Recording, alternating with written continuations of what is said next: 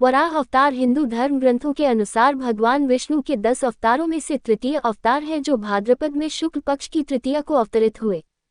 वराह अवतार की कथा। हिरण्याक्ष और हिरण्यकशिपु ने जब दिति के गर्भ से जुड़वा रूप में जन्म लिया तो पृथ्वी कांप उठी।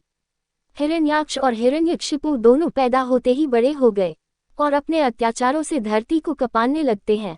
यद्यपि हिरण्याक्ष और हिरण्यकशिपु दोनों बलवान थे, किंतु फिर भी उन्हें संतोष नहीं था। वे संसार में अजेयता और अमरता प्राप्त करना चाहते थे। हिरण्याक्ष और हिरण्यकशिपु दोनों ने ब्रह्मा जी को प्रसन्न करने के लिए बहुत बड़ा तप किया। उनके तप से ब्रह्मा जी प्रसन्न हुए। ब्रह्मा जी से अजेयता और अमरता का वरदान पाकर हिरण्याक्ष उद्दंड और स्वेच्छाचारी बन गया। वह तीनों लोकों में अपने को सर्वश्रेष्ठ मानने लगा।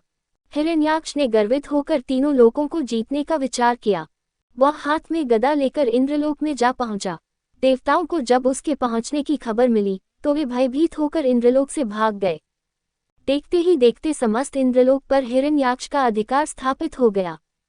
जब इंद्रलोक में युद्ध करने के लिए कोई नहीं मिला तो हिरण्याक्ष वरुण की राजधानी विभावरी नगरी में जा पहुंचा। वरुण ने बड़े शांत भाव से कहा, तुम महान योद्धा और शूरवीर हो, तुमसे युद्ध करने के लिए मेरे पास शौर्य कहाँ।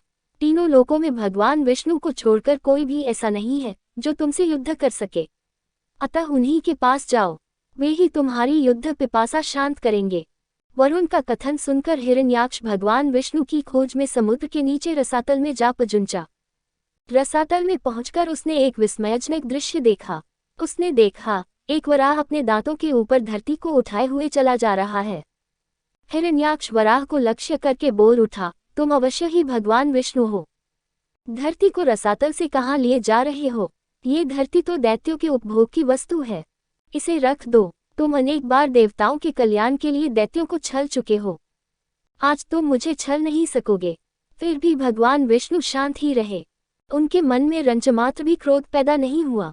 वे वराह के रूप में अपने दांतों पर धरती को लिए हुए आगे बढ़ते रहे। हिरण्याक्ष भगवान वराह रूपी विष्णु के पीछे लग गया। उन्होंने रसातल से बाहर निकलकर धरती को समुद्र के ऊपर स्थापित कर दिया। हिरण्याक्ष उनके पीछे लगा हुआ था, अपने वचन बाणों से उनके हृदय को बे रहा था। भगवान विष्णु ने धरती को स्थापित करने के पश्चात हिरण्याक्ष की ओर ध्यान दिया। उन्होंने हिरण्याक्ष की ओर देखते हुए कहा, तुम तो बड़े बलवान हो। बलवान लोग कहते नहीं हैं, करके दिखाते हैं। तुम तो केवल प्रलाप कर रहे हो। मैं तुम्हारे सामने खड़ा हूँ, तुम क्यों नहीं मुझ पर आक्रमण करते? बढ़ो आगे, मुझ पर आक्रमण करो। हिरण्याक्ष की रगों में बिजली दौड़ गई। वह हाथ में गदा लेकर भगवान विष्णु पर टूट पड़ा। भगवान के हाथों में कोई अस्त्र शस्त्र नहीं था। उन्होंने दूसरे ही क्षण हिरण्याक्ष के हाथ से गदा छीनकर दूर फेंक दी। हिरण्याक्ष क्रोध से उन्मत्त हो उठा।